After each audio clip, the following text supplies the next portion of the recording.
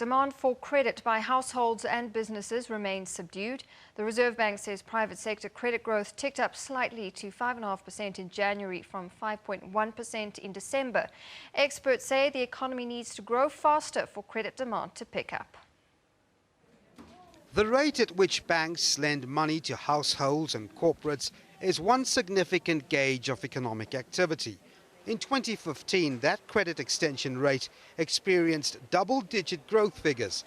But with households still heavily indebted and unemployment having ticked up, demand for credit slumped to a rate of almost 5% in December.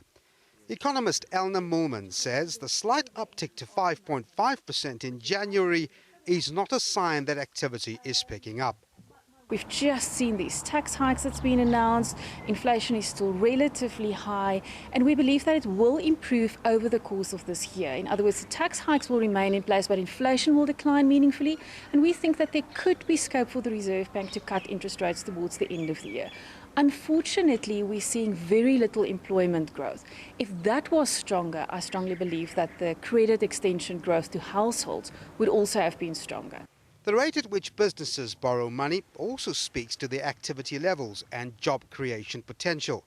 Moolman says business and consumer confidence remains depressed.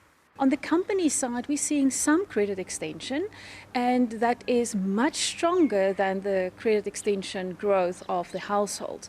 But again, I wouldn't read too much into that at this stage. We don't think there's any read-through from that, for example, for fixed investment. In other words, we don't believe this is indicative of stronger fixed investment growth that's likely to occur over the course of this year.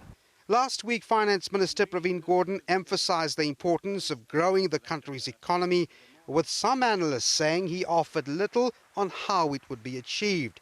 Treasury estimates the economy grew at a rate of 0.5% last year. It's more optimistic for this year, penciling a recovery to 1.3% and 2% next year. Devin Murugan, SABC News, Johannesburg.